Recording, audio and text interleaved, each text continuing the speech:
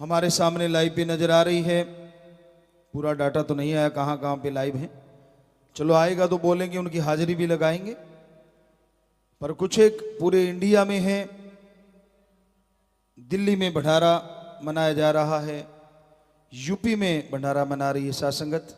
इसके अलावा राजस्थान, हरियाणा, पंजाब, पूरे इंडिया में साध संगत देख रही है। बहुत जगहों पे विदेशों में भी यूट्यूब के माध्यम से, जूम के माध्यम से जुड़े हुए हैं। आप सबको बहुत बहुत आशीर्वाद और भंडारे की आपको बहुत बहुत बधाइयां। भगवान आप सबको बहुत खुशियां दे, आशीर्वाद। और यहां भी सेवादार बैठे हैं, इन सबको भी बहुत आशीर्वाद। संत सच्चा कौन सा होता है? संतों का काम क्या होता है? संत किस लिए दुनिया में आते हैं? संतों का मकसद क्या होता है समाज में आने का, इस धरती पे आने का? संत जिसके सच का कोई अंत ना हो, संत जो सच से जुड़ा हो, संत जो सदा सबके भले की चर्चा करे, संत जो सब कुछ त्याग के सिर्फ और सिर्फ ओम हरि अल्लाह वाहिगुरु राम की औलाद का भला करे, संत जो सच्ची बात कहे चाहे वो कड़वी लगे या मीठी लगे, संत जो सच से जोड़ दे। और सच क्या है ये भी संत बताए कि भाई ओम हरि अल्लाह वाहिगुरु राम गौड़ खुदा रब, सच तो सच ही रहेगा।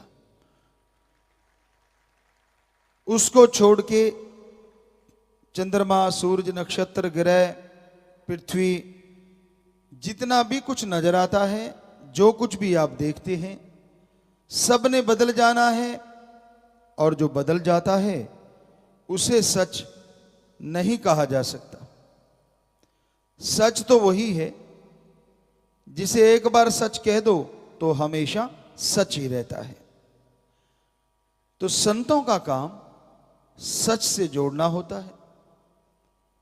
संत हमेशा सबका भला मांगते हैं। संत न छोड़े संत मई, चाहे लाखों मिले असंत। संतों का काम संत मत पे चलना होता है, सबको बताना कि ओम हरि अल्लाह वाहिगुरु राम, वो ओम, वो दाता के अंदर है। उसको देखना चाहते हो तो आप भला करो, मालिक के नाम का जाप करो, तो आपके अंदर से ही वो नजर आ जाएगा।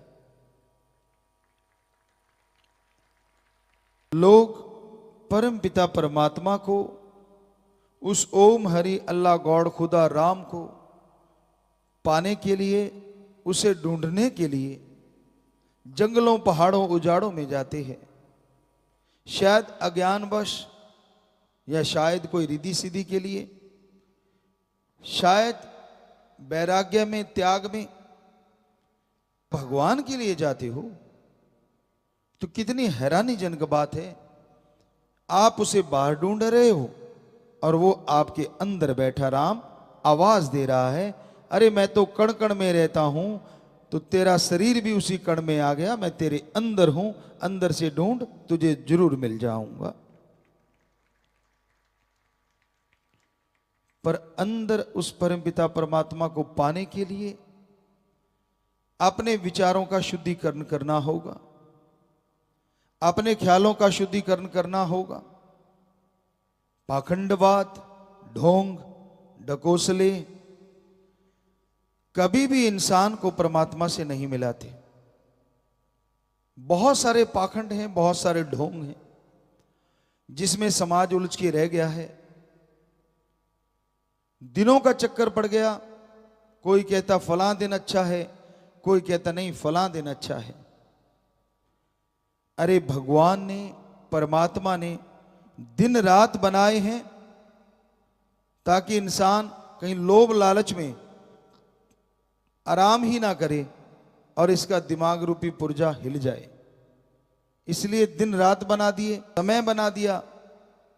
और हमारे ही पूर्वजों से समय की गणना करवा के ये बता दिया कि 24 घंटे हैं, 8 पैर हैं, जो भी उन्होंने बताया, ताकि सही समय पे आदमी सो जाए और सही समय पे उठ के काम धंधे में लग जाए। तो परम पिता परमात्मा ने कोई दिन, कोई तारीख बुरी नहीं बनाई है। जैसे कर्म करोगे फल लाजमी भोगोगे।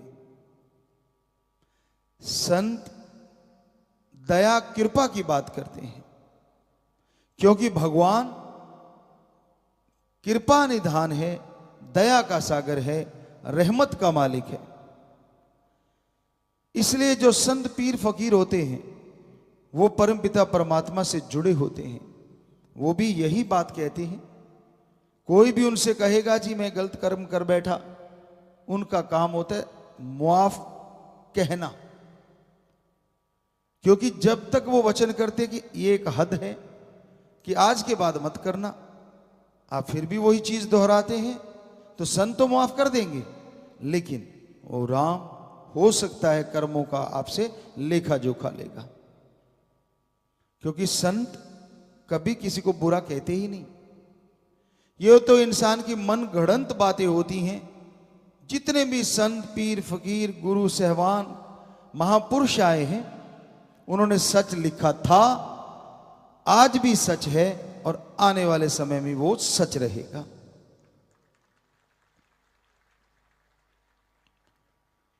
कई पढ़ लिख के कड़ जाते हैं लोग, यानी बेहद पढ़ जाते हैं, तो भगवान को मानना बंद कर देते हैं। हम तो जी नास्तिक हैं, ऐसा कहने में उन्हें मजा आता है। कई लोगों से हमारा वास्ता पड़ा और लगभग ज्यादातर लोगों ने कहा हम तो इतिहास को मानते हैं, हम तो विज्ञान को मानते हैं, भगवान या ओम हरि अल्लाह राम को नहीं मानते। इतिहास को भी मनुष्य ने लिखा है।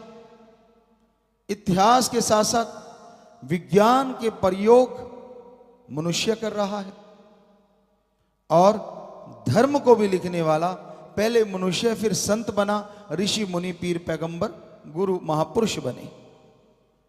यानी दोनों को लिखने वाले मनुष्य हैं। पर देखने वाली बात यह है कि इतिहास या विज्ञान के प्रयोग जिन्होंने किए, ज्यादातर उनमें शादीशुदा, बाल बच्चे, परिवार वाले। और हमारे संत पीर फकीर ऋषि मुनि महापुरुष जिन्होंने धर्मों को लिखा, सारी जिंदगी त्याग दी सिर्फ धर्म को बनाने के लिए, समाज को बचाने के लिए। अब सोचने वाली बात है, दोनों में गलत कौन लिख सकता है? हालांकि गलत कोई लिखता नहीं, पर फिर भी शक की सुई किस तरफ जा सकती है? अब एक है संत जिनको किसी से कोई मतलब नहीं, जो सब कुछ त्याग देते हैं, चाहे वो घर गृहस्थ में रहते रहे हों, चाहे वो बाल ब्रह्मचारी रहते हों, पर उन्होंने समाज के सारे सुख को त्याग दिया। एक तो वो है और एक वो जो सारे सुख भोग भी रहे हैं और प्रयोग कर भी रहे हैं। तो कहीं ना कहीं कोई झूठ बोल सकता है तो दूसरे वाला, क्योंकि उसके बाल बच्चे परिवार में वो खोया हुआ, उनके लिए पैसा कमाने के लिए, उनके लिए ज्यादा आ जाए, मान बढ़ाई के लिए हो सकता है वो गलत, वो क्यों और किसके लिए गलत लिखेगा? उसने कौन सा अपने नंबर बनाने हैं, उसने कौन सा किसी से कोई पदवी लेनी है। इसलिए हमारे पाक पवित्र वेद, जितने भी पवित्र सभी धर्मों के पवित्र ग्रंथ हैं, सारे के सारे सच थे, सच हैं, सच रहेंगे। उनमें गलत कुछ भी नहीं लिखा। इंसान ना माने तो उसकी मर्जी, इतिहास को तोड़ा मरोड़ा जा सकता है। विज्ञान में बहुत सी बातें जो पहले कही जाती थी आज झूठ हो गई हैं। पहले आदमी को बताया गया कि आदमी का पूर्वज बंदर, फिर बोला गया कपि, आज कोई तीसरा होगा, फिर चौथा होगा। साइंस बदल रही है, साइंस के प्रयोग बदल रहे हैं। नहीं बदलता तो हमारे संत पीर फकीर गुरु सहवान महापुरुषों की लिखी हुई वाणी का एक भी शब्द ना वो बदला ना बदलेगा।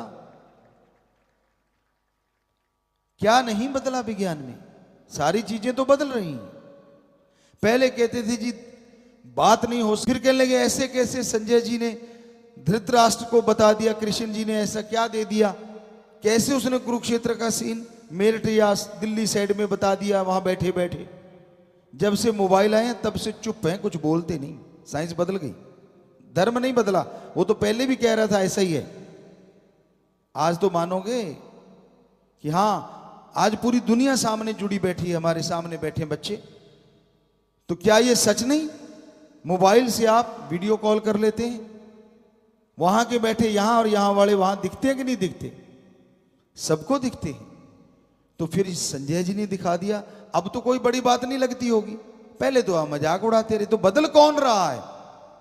साइंस बदल रही है। धर्म यूं खड़े ज्यों के त्यों, यहां थे वहां हैं और वहीं रहेंगे। बदल रही है विज्ञान, और आप विज्ञान को मानने वाले, इतिहास को मानने वाले। अब तो ये रिसर्च आने लगे कि इतिहास में बड़ा कुछ झूठा लिखा गया है। और ये भी सच है कि हमारे पवित्र धर्मों में जो सच्ची बातें थी, उनको कुछ ऐसे लोग आए जिन्होंने देश को कैप्चर कर लिया, देश को गुलाम बना लिया। उन्होंने धर्म की बहुत सी बातों को मिटाया, या हमारे पवित्र ग्रंथों को भी कभी जलाया गया या नष्ट किया गया। बहुत पुरानी बातें हैं। तो इसका मतलब आपका इतिहास भी हो सकता है जल गया हो सकता रोड मरोड़ के अपने तरीके से बना दिया हो। फिर आप कैसे यकीन करते? किस पे? प्रयोग आपके फेल हो रहे हैं। चंद्रमा पे कदम रख के आप सोचते पता नहीं कहां पहुंच गए। और धर्म कहते हैं ऐसे लाखों चंद्रमा है, उन्होंने पहले ही ढूंढ रखा है। और ये भी चैलेंज है धर्मों का, सैकड़ों त्रिलोकियां हैं, यानी सैकड़ों जगह जिंदगी है। कल को एक आधी जगह और ढूंढ के छलांगे ना मारने लग जाना साइंस वाले कि भाई हमने एक जगह और जिंदगी ढूंढ ली। धर्मों ने पहले ही लिख रखा है कि सैकड़ों त्रिलोकियां हैं, सैकड़ों जगह जिंदगी है इस धरती को छोड़ के।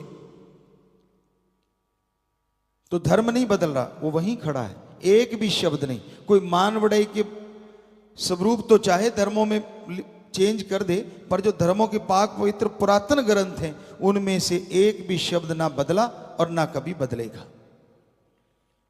क्योंकि हमारे संत पीर फकीर ऋषि मुनि सच्चे प्रयोगकर्ता, सच्चे साइंटिस्ट, जिन्होंने रिसर्च किया, जिन्होंने अनुभव किया, जिन्होंने देखा, जी वही चीज लिखी है। बिना देखे उन्होंने कुछ लिखा नहीं। और जो देखा हो, महसूस किया हो, सुना हो और बिल्कुल उसके साथ रह के जिया हो, वो कैसे झूठ लिख सकते हैं? तो पहले तो आपका नास्तिकतावाद जिस चीज पे आधार है वही आधारहीन है। मानो ना मानो आपकी मर्जी है, क्योंकि आप मर्जी के मालिक हैं। आपको रोकने वाला कौन? कोई नहीं रोक सकता किसी को भी। पर जो नास्तिक कहलाते हैं, किस बात के लिए? वो धर्म को झूठा कैसे कह सकते हैं? किस तरह से ऐसा संभव है? कहते जी बच्चे ऐसे कैसे हो जाते हैं? अरे पहले भी तो सेल वगैरह लेते थे मां बाप से, क्लोन बनाए जाते थे। रावण इसका बहुत बड़ा उदाहरण है। उसके खुद के 3 या 5 बच्चे से, बाकी सब के सब क्लोन थे। और आज भी ऐसा है। फिर आप कैसे कह सकते हैं कि स्त्री और पुरुष के मिलन से ही बच्चा होता? जी नहीं, अब तो कृत्रिम तरीके से होने लगी हैं ये चीजें। सेल लेते हैं या एग लेते हैं, जो भी मान लीजिए आप, परख नली में या किसी और कोख में। सुनने में तो ये भी आ रहा है कृत्रिम कोख भी बनने जा रही है, जो वेद व्यास जी ने महाभारत में बनाई थी गंधारी के लिए। कहीं आप बड़ा तोप ना चला रहे आप कि आप कायल हैं और धर्म के समय आप घायल हैं। वजह पाखंडवाद, सच्ची बात सुनने को नहीं मिलती, जिधर देखो पाखंडवाद फैला हुआ है। किसी ने कह दिया पेड़ वरदान देता, उसी के आगे झुक लिया सारा कुछ। पेड़ वरदान देते हैं, सारे ही देते हैं, प्योरीफाई करते हैं, ऑक्सीजन देते हैं हमें,